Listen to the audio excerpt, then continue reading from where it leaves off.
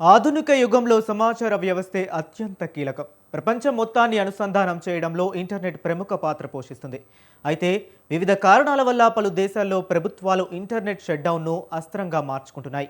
తాజాగా internet black out విషయంలో Iran నిర్ణయం ప్రపంచవ్యాప్తంగా చర్చనీయాంశమయ్యాయి.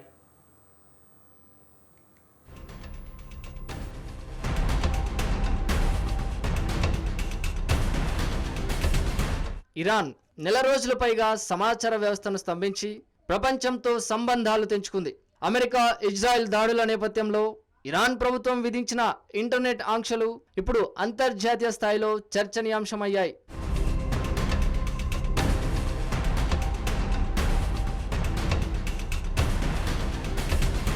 అమెరికా ఇజ్రాయెల్ దాడులు మొదలైనప్పటి నుంచి దేశవ్యాప్తంగా ఇంటర్నెట్ సేవలను ఇరాన్ నిలిపివేసింది.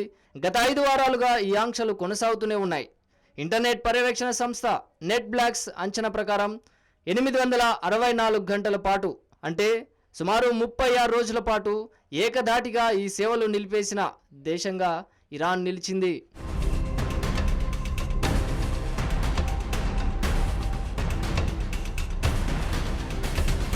ఫిబ్రవరి 28న అమెరికా ఇజ్రాయెల్ సంయుక్త దాడులు మొదలుపెట్టాయి. ఆ వెంటనే ఇరాన్ ప్రతీకార దాడులకు తెగబడింది. నెల రోజులు దాటినా ఇంకా యుద్ధం కొనసాగుతూనే ఉంది. అమెరికా ఇజ్రాయెల్ దాడి మొదలుపెట్టిన వెంటనే ఇరాన్ దేశవ్యాప్తంగా ఇంటర్నెట్ సేవలను నిలిపివేయడంతో ప్రపంచ దేశాలతో సంబంధాలు తెగిపోయాయి. దేశీయంగా పరిమిత స్థాయిలోనే ఈ సేవలు ఉన్నట్టు తెలుస్తోంది.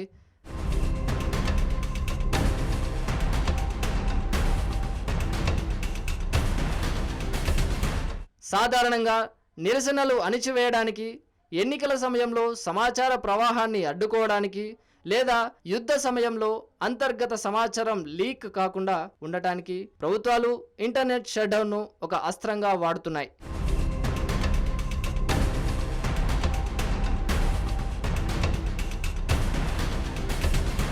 మయన్మార్, సుడాన్తో పాటు పలు దేశాల్లో సంక్షోభ సమయాల్లో ఇలాంటి ఆంక్షలు విధించిన సందర్భాలు ఉన్నప్పటికీ ఇంత సుదీర్ఘకాలం పాటు ఏ దేశము కొనసాగించలేదని నెట్ బ్లాక్స్ పేర్కొంది.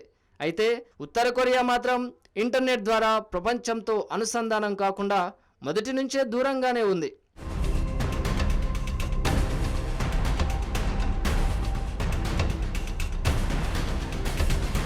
యుద్ధ సమయంలో ఉక్రెయిన్, గాజా వంటి ప్రాంతాల్లో మౌలిక సదుపాయాలు దెబ్బతినడం వల్ల ఇంటర్నెట్ పోయింది. కానీ ఇరాన్ మాత్రం కావాలని ఒక వ్యూహం ప్రకారం సేవలను నిలిపివేసింది. ఇరాన్లో కేవలం బ్రాడ్బ్యాండ్ మాత్రమే కాకుండా శాటిలైట్ కనెక్షన్లు, విపిఎన్లపై కూడా అధికారులు కఠిన ఆంక్షలు విధించారు.